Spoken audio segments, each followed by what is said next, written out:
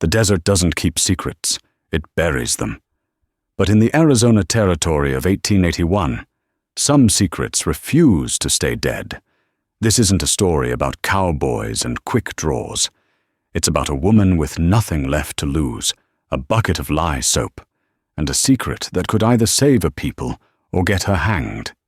She was a ghost in the town of Tombstone, a woman named Eliza Donnelly. But the Apache would come to call her by another name, the first woman chief. Her story was written in blood, betrayal, and a loyalty that crossed all borders. The alkali dust of Tombstone, Arizona, caked everything. It coated the tongues of the mules, settled in the brims of the slouch hats, and left a gritty film on the soul. For Eliza Donnelly, it was the taste of purgatory. At 28, Eliza was already a widow, a pariah, and by trade, a laundress. It was in the steam and lie of the Grand Hotel's washroom that she heard the whispers. Men, she'd learned, spoke their minds around women they didn't count as human, and in Tombstone, a widow with no money and no protector was just part of the machinery. The Chiricahua are getting bold, she heard a voice rumble. It was Silas Croft, a man who dressed in tailored Eastern suits that always looked sweat-stained 2 minutes after he put them on. He was the agent for the Coronado Land and Mining Company, a man who saw the dragoons and the huachucas not as mountains, but as assets waiting to be liquidated. With him was Dutch Malone, a man whose face was a roadmap of bad decisions and worse whiskey, and a half-dozen others from Croft's surveying team, men who looked more like scalp hunters than surveyors. Eliza kept scrubbing, her knuckles red and raw against the washboard, her back to them. Delgato's band, Croft continued, his voice low. They're sitting on the richest silver vein this side of the Comstock, and they don't even know it. The army's too busy chasing Geronimo's ghosts. So, what's the play, Mr. Croft? Malone rasped, striking a match on his boot heel. The play, Croft said, a smile in his voice, is peace. I've sent word to Delgato. A parley. We'll offer them beef, blankets, and a new treaty line. We meet in 3 days at the mouth of Canyon de Ojo. A low chuckle. A parley, Malone repeated. Indeed. We'll have 2 Gatling guns hidden in the supply wagons. They'll ride in under a white flag. We'll ride out with a clear title. Eliza's heart hammered against her ribs, so hard she thought it might break them. This wasn't war. This was slaughter.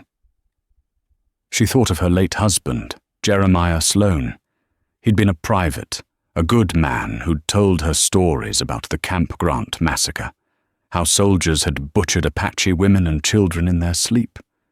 He'd died not from an Apache arrow, but from a bullet in the back in a Tombstone saloon, an argument over a card game. The man who shot him, a friend of Croft's, was acquitted in 10 minutes. She hated this town. She hated the casual cruelty of men like Croft. But this was different. It'll be a clean sweep, Croft said.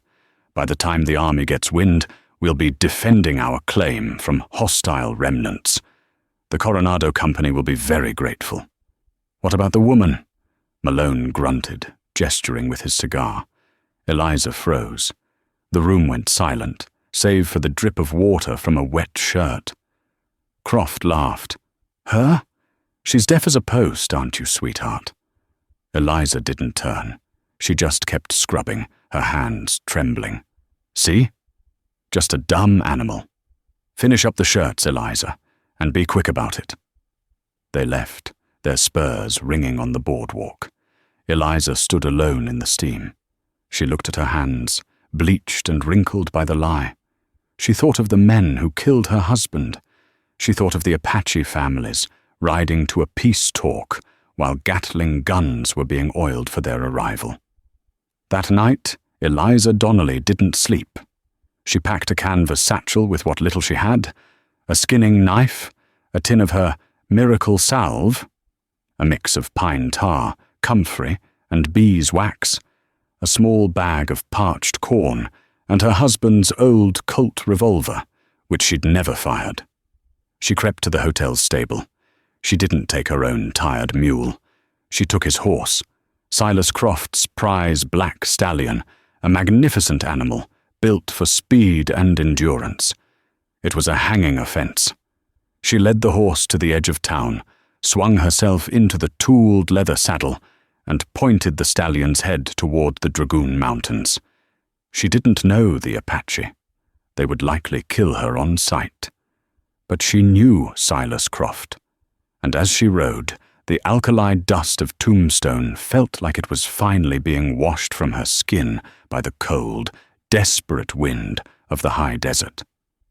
The desert at night is a different beast. What is shimmering and empty by day becomes a world of unseen movement, of slithering scales and silent padded feet. Eliza rode with a cold terror that was sharper than the spines of the ocotillo cacti that clawed at her. She was not a horsewoman, and Croft's stallion knew it. The animal fought her, sensing her fear, but it was bred for one thing: to run. And Eliza let it.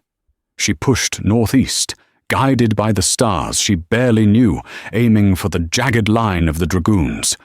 Daybreak found her in a landscape of giants. Red rock hoodoos stood like silent sentinels. She was exposed, a black speck on a vast, sun-baked canvas. She found a dry arroyo and huddled with the horse, the animal's hot breath and muscled flank her only comfort. She ate a handful of dry corn, her mouth too dry to chew. She knew she would be followed. Stealing a mule was theft. Stealing Silas Croft's prized stallion was a declaration of war. By noon of the second day, she saw him, a plume of dust, far behind her but closing fast. It was one rider, which was worse than a dozen. A posse would be loud and clumsy. One rider was a tracker. She knew, with a certainty that chilled her blood, that it was Dutch Malone. Eliza urged the stallion on, abandoning the cover of the arroyo. She raced across a flat, open plain, the horse's hooves pounding a desperate rhythm. The dust cloud behind her gained. Malone was riding light, and he knew the land. The sky, which had been a perfect, unforgiving blue, began to curdle. To the west, a bruised, yellowish-purple mass was building, a dust storm. The Haboob. It was either salvation or a tomb. Malone was closing. She could make out the shape of him now, a lean figure hunched over his horse. He raised his rifle, and a second later, the crack reached her, the bullet whining past her ear. Panic seized her. She pulled the rein hard, veering the stallion toward a break in the rocks. The horse stumbled, and Eliza flew from the saddle, landing hard on the packed earth and gravel. The air was punched from her lungs. The stallion, spooked, scrambled to its feet and bolted. "No!" she screamed, the word a dry rasp. She was alone, unhorsed. Her ankle screamed in protest as she tried to stand. Malone was trotting toward her now, taking his time. He'd won. He dismounted, his rifle held loosely in his arm. "Well, well, laundress," he spat, his tobacco-stained teeth showing in a grin. "Quite the ride you gave me. Mr. Croft wants his horse back. He wants your hide, too." He stalked toward her. Eliza scrambled backward, her hands digging into the gravel. Her satchel was 10 feet away. Her gun was in it. "Where is it, girl?" Malone growled, cocking the rifle. "The stallion?" "Gone," Eliza whispered, her eyes wide with terror. "Liar!" He raised the rifle butt to strike her, and then the world ended. The Haboob hit them, not as wind, but as a solid wall of sand and grit. It was an explosion of sound and darkness. The temperature dropped 20 degrees in a second. Eliza screamed as the grit scoured her face, blinding her. She heard Malone curse, a sound ripped away by the roaring wind. She couldn't see him. She couldn't see her own hand. This was her chance. Ignoring the agony in her ankle, Eliza crab-walked backward, feeling for her satchel. Her fingers brushed the canvas. She grabbed it. The wind was a physical force, trying to tear her from the earth. She pulled herself into a small cleft in the rocks, a shallow overhang, and buried her face in her arms, tasting blood and sand. She heard Malone's horse scream. She heard him bellowing her name, but the desert swallowed the sound. For what felt like hours, the world was nothing but roaring, suffocating darkness. Eliza held on to the root of a dead mesquite, her knuckles white, and prayed to a god she was no longer sure she believed in. When the storm finally passed, hours later, the landscape was changed. The air was still, thick with a brown haze. Everything was covered in a fine silt. Of Dutch Malone, there was no sign. His horse was gone.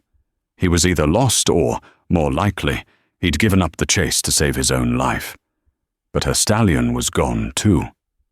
Eliza pulled herself up. Her ankle was swelling badly, a deep purple bruise already forming. Cañón de Ojo was still miles away. The parley was tomorrow.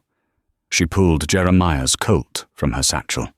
It felt heavy, a cold and useless weight. She checked it. Loaded. She tore a strip of cloth from her petticoat and, using her miracle salve, began to bind her ankle. She had survived, but she was afoot, injured, and in the heart of Apache territory. The hardest part was just beginning. She walked all night. The pain in her ankle was a white-hot fire, a rhythm of agony that matched her heartbeat. Each step was a fresh torment. She used a dead sotol stalk as a walking stick, dragging herself through the maze of canyons and ravines. The moon was a sliver, offering just enough light to show her the shadows, and in every shadow she saw a snake, a lion, or a man. By the time the sky turned a pale, pre-dawn grey, she was delirious with pain and thirst. Her canteen was empty. She collapsed onto a flat rock, the revolver falling from her numb hand. This was it. She had failed. She would die here, and the massacre at Cañón de Ojo would happen, and no one would ever know. A pebble skittered nearby. Eliza's head snapped up. Her heart leaped into her throat. She was not alone. They emerged from the rocks as if they were born from them. Not shadows, but solid forms. 3 men. Their skin was the color of the red earth, their black hair held back by simple bands. They wore high moccasins and breechcloths. They were silent. The lead warrior, a man with a face like a hawk and eyes that seemed to see the inside of her, held a lance. Another held a bow.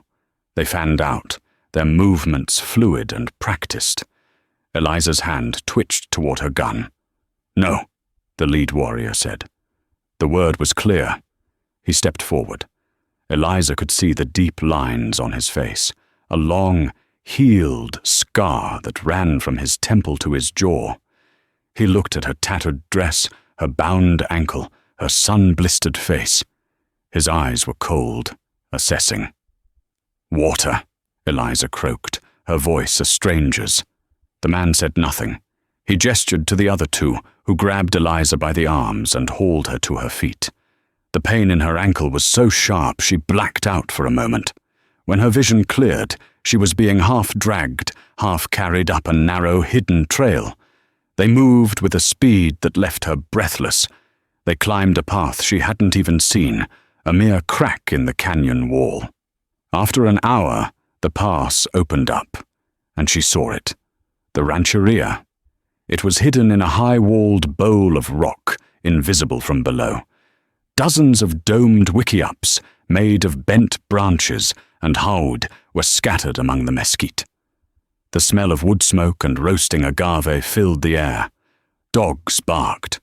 Children, naked and dusty, stopped their play to stare at her. Women paused in their work, their expressions hard and unreadable. She was brought to the center of the camp, and dumped unceremoniously on the ground before a larger wickiup. A man emerged. He was older than the warriors who found her, but he stood with a straight-backed dignity that commanded the space around him. His hair was streaked with grey, and he wore a simple buckskin shirt. This, she knew, was Chief Delgato. Beside him stood another man, younger, broader, and crackling with a dangerous energy. His face was painted, and his eyes burned with a pure, unadulterated hatred as he looked at her. This was Cato.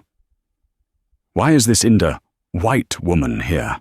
Cato snapped, his hand on the knife at his belt. "She was found on the trail, alone," said the warrior who captured her. Delgato studied her. His gaze was not hateful like Cato's. It was ancient, weary, and intelligent.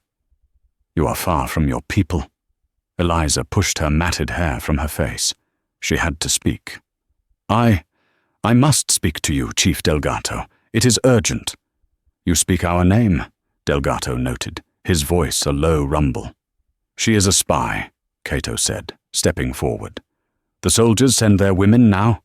"No," Eliza said, her voice shaking but finding its strength. "I am not a spy. I come from Tombstone." "Tombstone," Cato spat the word. "The town of liars and thieves. She comes to poison our wells." "I come to stop a poison," Eliza countered, meeting his glare. She turned back to Delgato, pushing herself to her knees. "There is a man, Silas Croft, from the Coronado Mining Company. He has sent you a message, a peace parley, at Cañon de Ojo." The entire camp went silent. Delgato's eyes narrowed. "He has. He offers beef, blankets." "It is a lie," Eliza cried, the words tumbling out. "It's a trap, an ambush. He has Gatling guns, 2 of them, hidden in the supply wagons. He means to kill you all, men, women, children. He wants the land. He told his men. I heard him. I am a laundress. I heard everything." Cato laughed, a bitter, sharp sound. "A laundress. You hear this, uncle? She is a laundress. And she rode all this way, through the storm, to warn the savage Apache?" "She speaks of things she should not know," Delgato said, his voice quiet, thoughtful. He was looking at her ankle. "You were hurt. I was followed. A man named Malone. The storm. I lost my horse." "This is a trick," Cato insisted, pulling his knife. "A story to make us lower our guard, or to lead us into a different trap. Remember Camp Grant. Remember what they did to our people under a flag of peace. I will cut the truth from her." He lunged. "No!" Delgato's voice was not loud, but it stopped Cato like a physical blow. The younger warrior froze, his blade inches from Eliza's throat. Delgato crouched in front of Eliza, so close she could see the web of lines at the corners of his eyes. A white woman lies as easily as she breathes. Why would you betray your own people for us? Eliza looked at the knife, then at Delgato's searching eyes. "Because," she said, her voice trembling with a sudden raw honesty, "they are not my people. The man who leads this ambush, his friends murdered my husband, Jeremiah Sloan, in a saloon. They walked free. Your people have never done me any harm. His people have done nothing but harm. I do not care about treaties or wars. I care about murder, and what Silas Croft is planning. It is murder." The silence stretched. Cato slowly sheathed his knife, his face a mask of contempt, but he stepped back. Delgato searched her face for a long time. He saw no cunning, no deceit. He saw only a vast, echoing exhaustion and a core of bitter truth. "Gatling guns," he said softly. "In the supply wagons," Eliza confirmed. Delgato stood. "We will send scouts to Cañon de Ojo. They will look for wagon tracks. They will look for disturbed earth where guns might be hidden." He looked at the warrior who found her. "Take her to the healer. See to her ankle." He then looked at Cato and put a guard on her. If she has lied, she will die. Slowly. Eliza fell back, her body finally succumbing to the strain. As she was lifted, she saw Cato staring at her. His message was clear. Whether the scouts found guns or not, he still believed she was a liar, and he was just waiting for the chance to prove it. Eliza was taken to a wiki upset, apart from the others. The healer, a gnarled old woman named Gochise, looked at Eliza's ankle with disdain. She muttered in Apache and roughly applied a poultice of hot, mashed roots that steamed and smelled of yucca. The pain was excruciating, but Eliza bit her lip and bore it. She was a prisoner, but a well-treated one. A young woman brought her water in a clay pot and a strip of dried venado, deer meat. The young woman's name was Sonseare, or Morning Star. She was Delgato's daughter, and she looked at Eliza with a fearful curiosity. "Why do you help us?" Sonseare asked in halting English.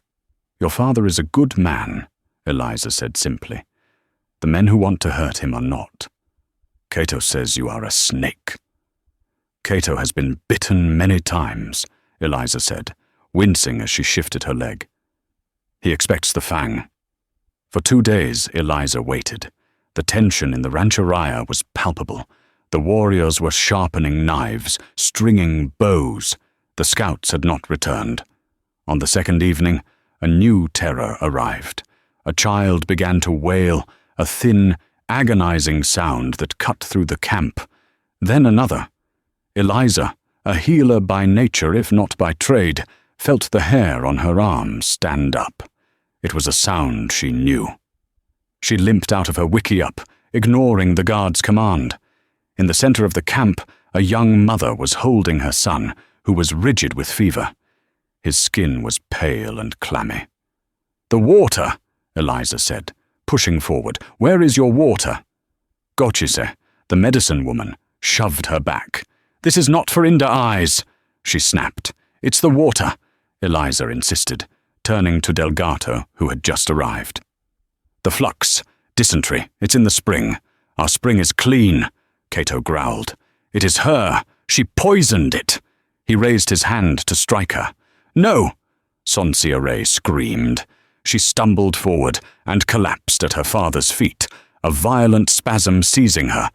She, too, had the sickness. Cato froze. Gochise rushed to the girl's side, beginning a low, moaning chant, shaking a rattle over her. But Delgato's eyes were on Eliza. "You know this sickness," he stated. It was not a question. "I do. It kills the young and the old first. The chants won't help. The water must be boiled, all of it. And they need willow bark, a lot of it. And charcoal." "Charcoal?" Gochise scoffed. "You will feed them ash? It stops the flux," Eliza said, her voice ringing with an authority she didn't know she possessed. "And the willow bark breaks the fever. My father was a doctor. I know this." Delgato looked at his daughter, who was crying out in pain. He looked at the hard, unyielding face of his medicine woman.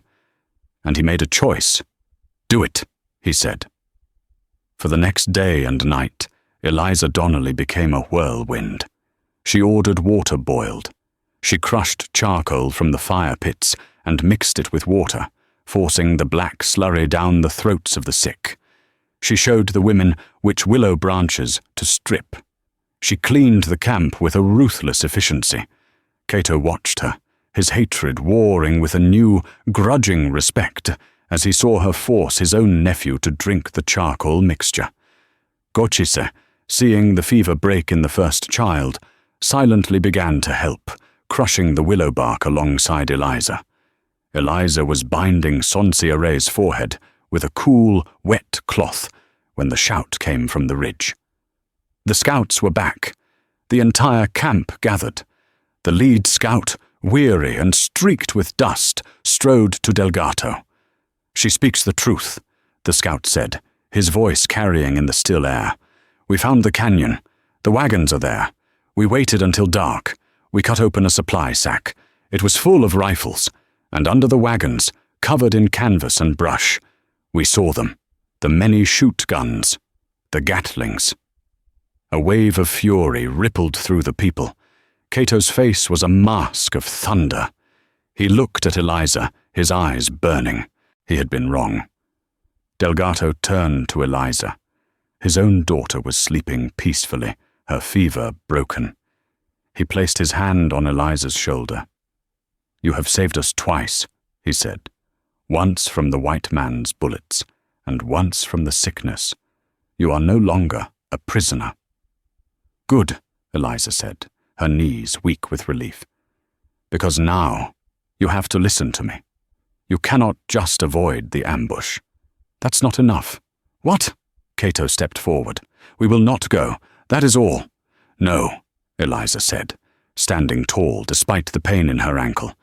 "If you don't show up, Croft will just say the savage Apache broke the treaty. He will use it as an excuse to bring the cavalry. He will hunt you down. You can't win that way." "Then we will fight." Cato drew his knife. "We will attack them. We know where they are. We will use the night. And start a war you cannot finish," Eliza shot back. "One that will see every one of these women and children hunted and killed?" "No. You don't fight him. You don't run from him. You expose him. You use the white man's own laws against him." Delgado looked at her, intrigued. "What do you propose, she who sees truth?" "You need a witness," Eliza said, her mind racing. "Not just any witness. Someone Silas Croft can't buy or bully. There is a man, Captain John G. Bourke. He's at Fort Lowell. My husband, Jeremiah. He said Bourke was a different kind of soldier. He respects the Apache. He listens." "A soldier?" Cato was incredulous. "You want us to trust a blue coat?" "You trust me," Eliza said. "Let me go to him. I will bring him to the canyon. And you will let Silas Croft spring his trap." "On us?" Delgado asked, horrified. "No," Eliza said, a cold, hard light in her eyes. "On an empty canyon. You will make him show his hand to the U.S. Army. You will make him show his hand to the world." The plan was audacious, and to Cato it was cowardly. "We let the White Eyes fight each other?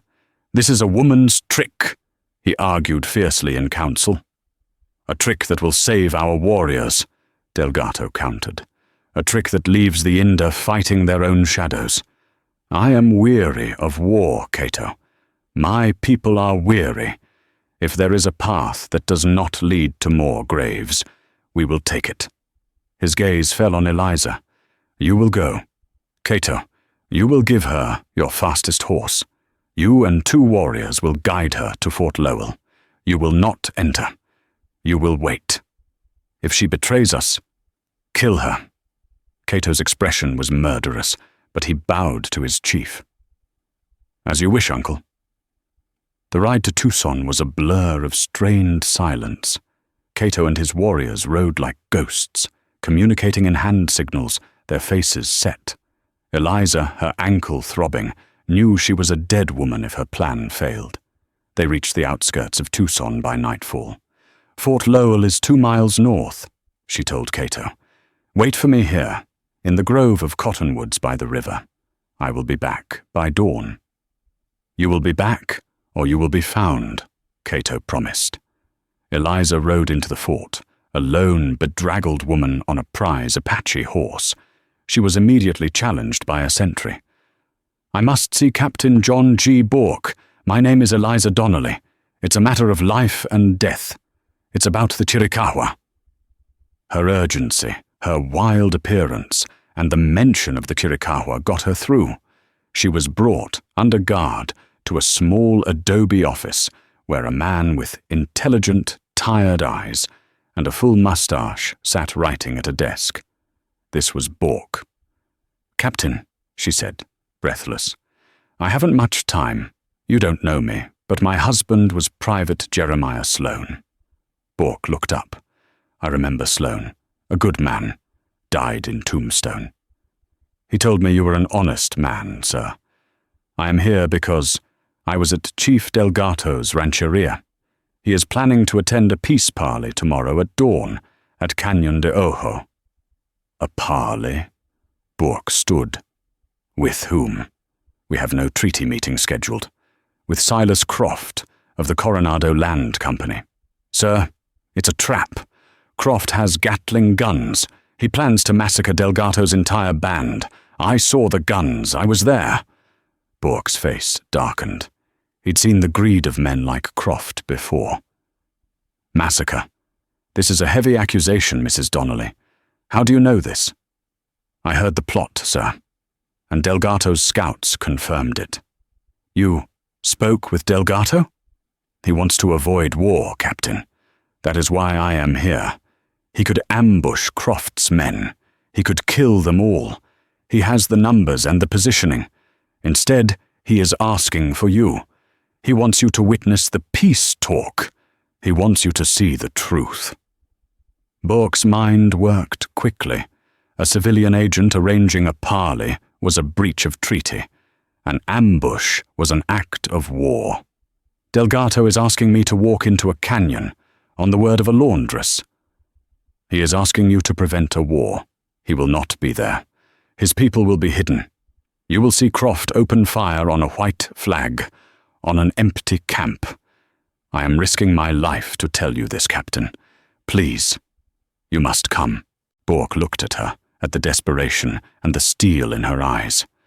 "Sergeant," he barked, "assemble a full troop. We ride in 10 minutes. Mrs. Donnelly, you will ride with us." The sky was just turning from indigo to a pale, cold grey when they arrived at the ridges overlooking Cañon de Ojo. Below, in the mouth of the canyon, Eliza could see Croft's wagons drawn into a defensive line. A large, clean white flag hung limply from a pole. "My troop will remain here, on the ridge," Bourke ordered, his voice low. He, Eliza, and a handful of his men dismounted and crept to a rocky promontory that gave them a perfect, if distant, view. "Where is Delgato?" Bourke whispered. "Watching," Eliza said, nodding to the far cliffs. She couldn't see them, but she could feel them.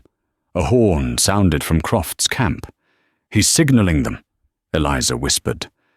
They waited. The sun began to creep over the horizon. The canyon was utterly silent. Silas Croft stepped out from behind a wagon, a spyglass to his eye. Eliza could see him, even from this distance, tapping his foot impatiently. Dutch Malone was at his side, rifle ready. "They're late," Croft's voice carried faintly on the morning air. "I don't like this, Mr. Croft," Malone said. "It's too quiet." "They'll come," Croft snapped. "Greed always brings them." He waited another 5 minutes. His agitation was visible. "He's not coming. The savage bastard isn't coming. Maybe he knew. He couldn't have. It must be the laundress. Malone, you fool, you let her get away. The storm, Quiet," Croft yelled. "I don't care. We're not hauling this hardware back to Tombstone for nothing. If he won't come to the party, we'll bring the party to him. We'll track them from here. But first, I want those wagons lightened." Croft turned to his men. "Torch the gifts." Men ran forward with torches, throwing them into the wagons of blankets and beef. As the flames rose, Croft smiled. "And the guns!" he roared. "Make sure they're working. Fire a warning into the canyon. Let them know we were here." The warning was a betrayal made manifest. The heavy tarps were ripped from the 2 wagons. The squat, multi-barreled Gatling guns were revealed. The men began to crank them. Chunk, chunk, chunk, chunk, chunk.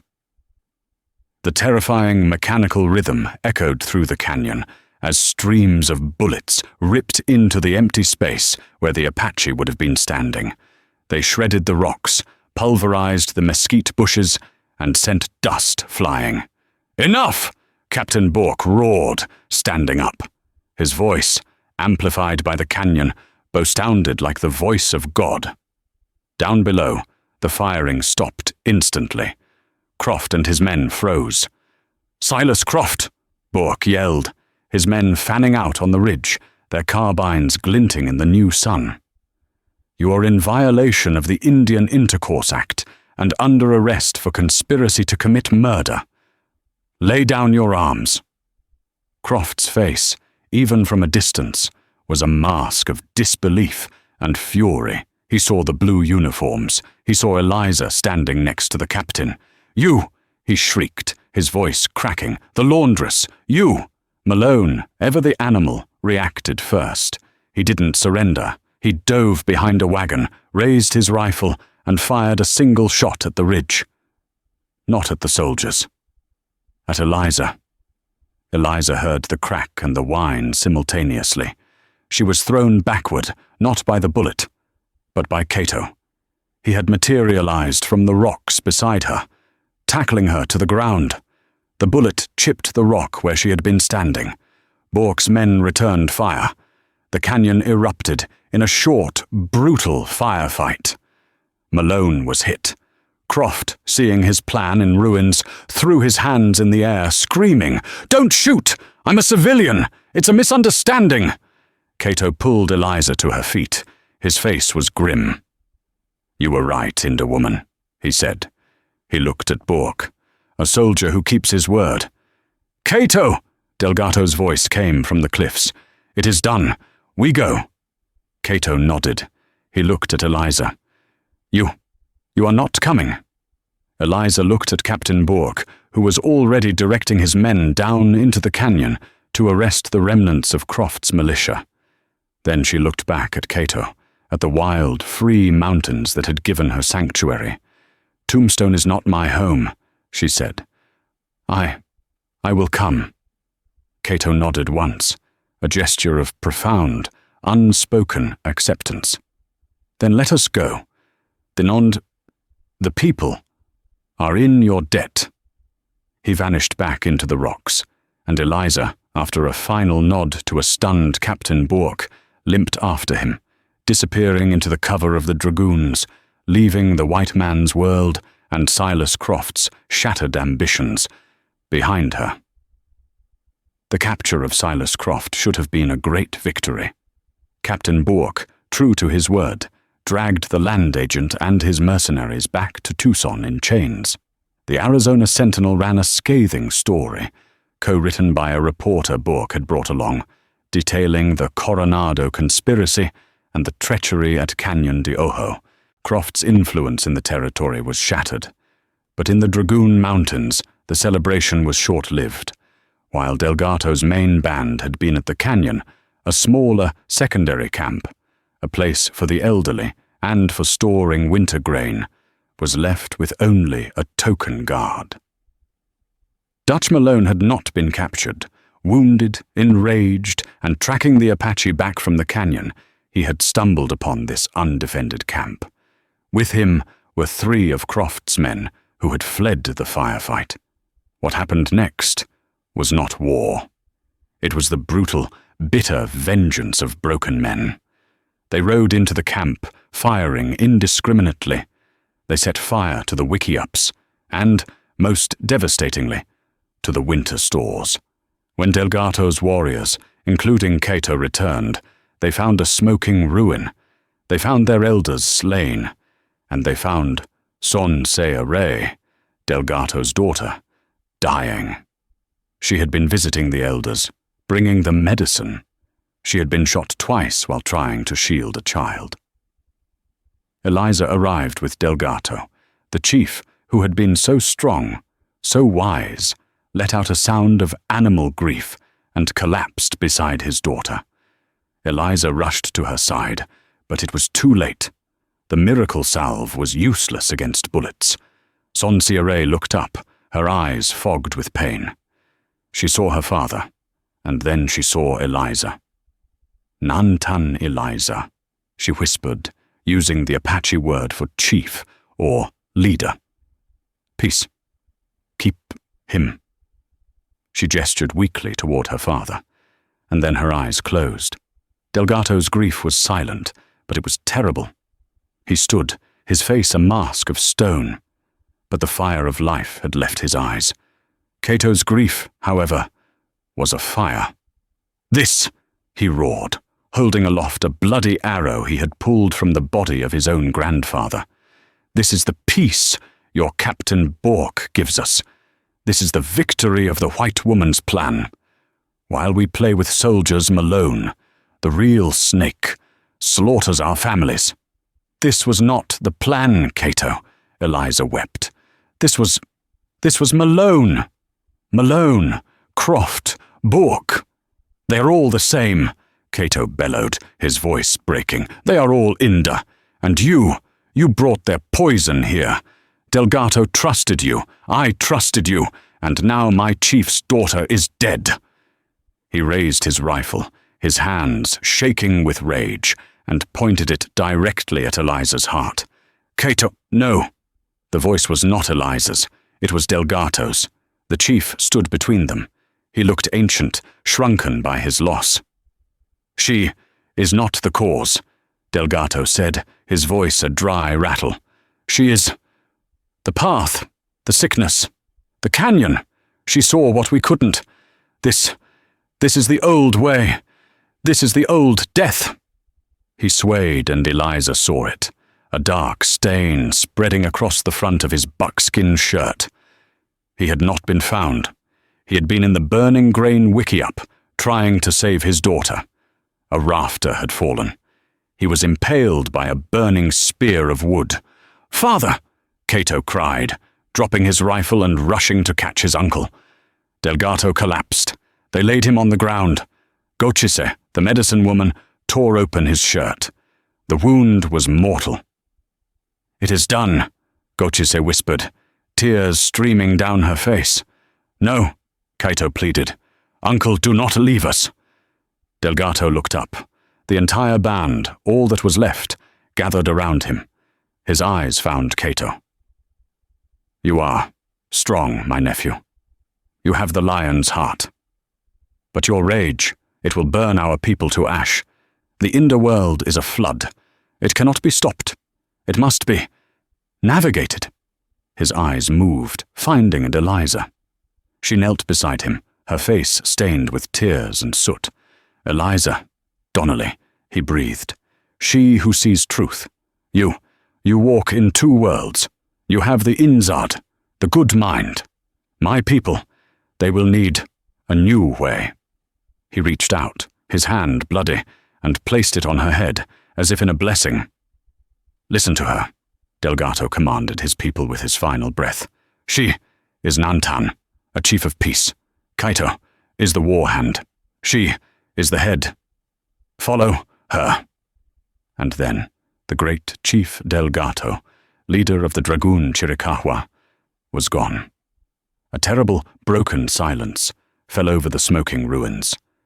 Cato was kneeling, his head bowed, his body racked with sobs. The people looked lost, staring at their dead chief, and then at the pale, trembling white woman he had just named his successor. Eliza looked at the faces around her, desperate, angry, lost. She saw the bodies of their families. She looked at Cato, a man broken by a grief she couldn't comprehend. "Chief." The word was a joke, a nightmare. Cato slowly stood up. He wiped the tears from his face, leaving streaks of blood and soot. His eyes were not angry anymore. They were dead. "Dutch Malone," he said, his voice flat. "He and his men, they fled west, toward the old mission at San Pedro. They will be there, drunk, celebrating." He looked at Eliza. His face was a terrifying mask of controlled calm. "You are Nantan," he said, the word dripping with a chilling irony. "So, lead us, Nantan Eliza. Malone has stolen our grain. He has murdered our future. Winter is coming, and our food is gone. What is your new way? How do we get our food back? How do we get justice?" He threw a rifle at her feet. "Lead us, or we will follow the old way, and the old way is to kill them all." The challenge hung in the air, heavier than the smoke. Cato's warriors, their faces painted black for mourning and war, stood with rifles in hand. They were a powder keg, and Eliza was holding the match. "Lead us," Cato repeated. Eliza looked at the rifle at her feet.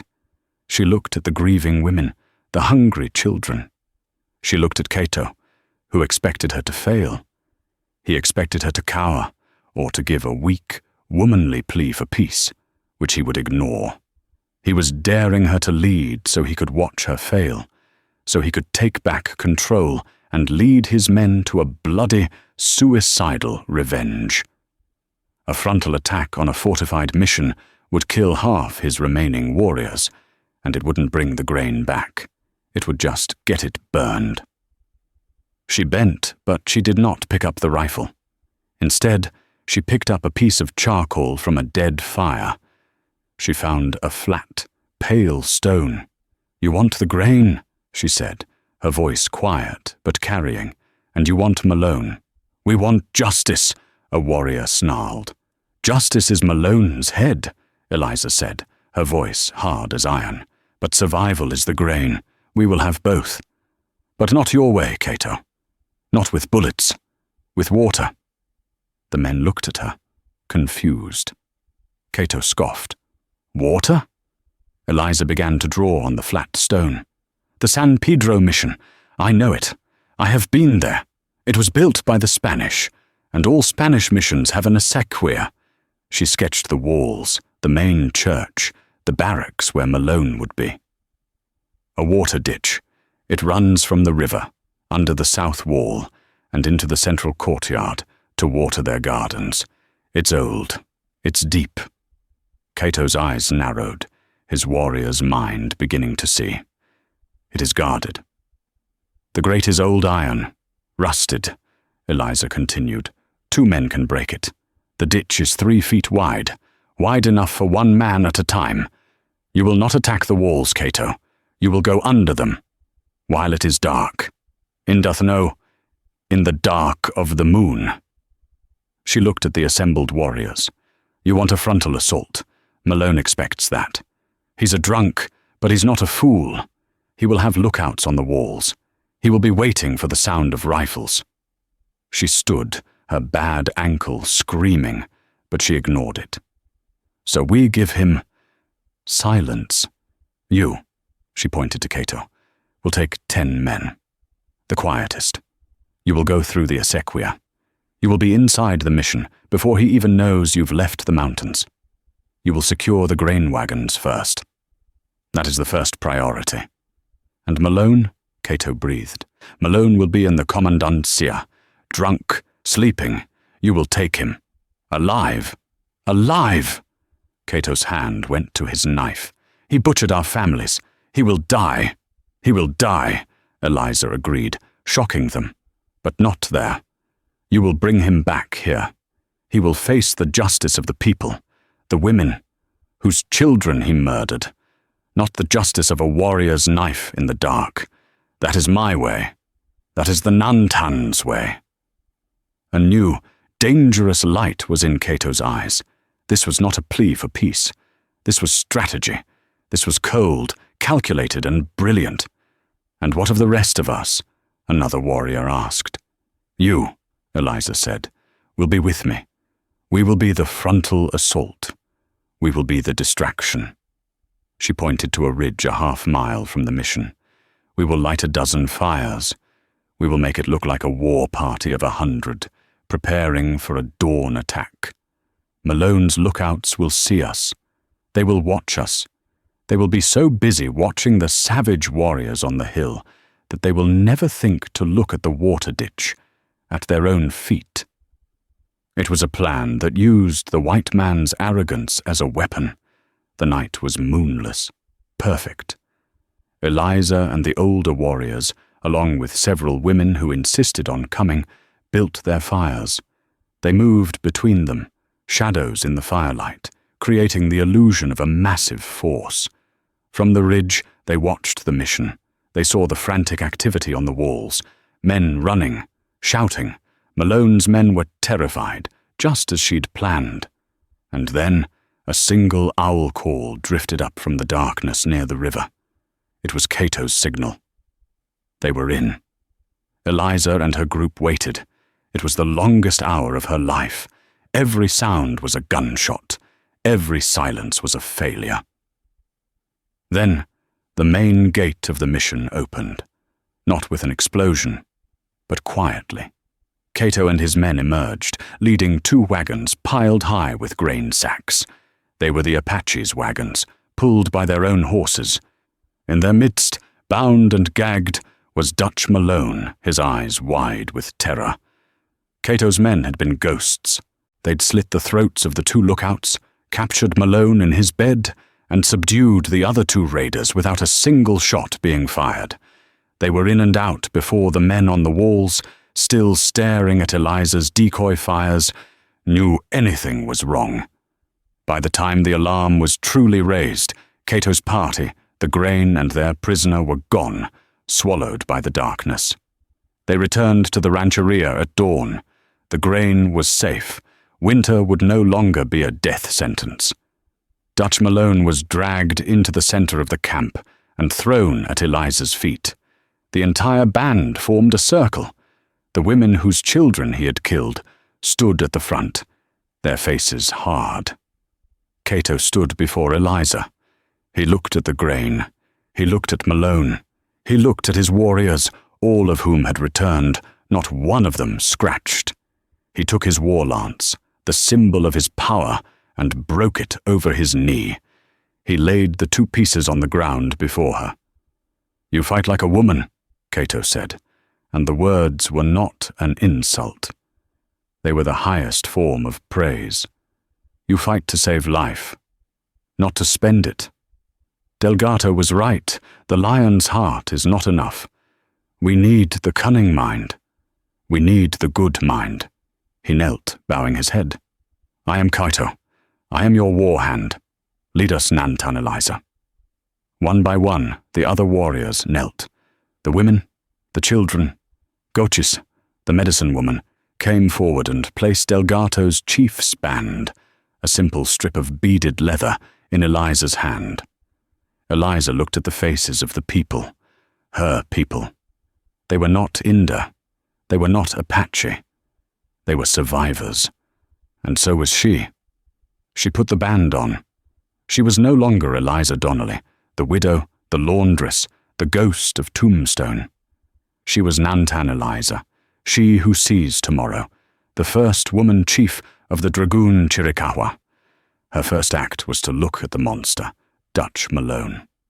"He will not be tortured," she said, her voice clear and strong. "We are not butchers, but he will not live." She turned to the men who had captured him. "Take him to the edge of our land. Give him 1 knife and no water. The desert will be his judge." It was a fate of justice, not vengeance, and as she watched him be dragged away, she knew her new life, the impossible, terrifying and necessary life, had truly begun. That is the story of Nantan Eliza, the woman who walked between 2 worlds and became a legend. Her name wasn't written in the history books of the white man, but it was etched into the memory of the Endek, the people who she led through their darkest time. She proved that leadership isn't about the power you take, but about the lives you save. What do you think of Eliza's story? Did she make the right choice, or was Cato's way the only true path to justice? If this story of the true, untold Wild West captured your imagination, please show your support. Hit that like button, share this video with someone who needs to hear it, and most importantly, subscribe to our channel for more tales of forgotten heroes and hidden history. We'll see you in the next story.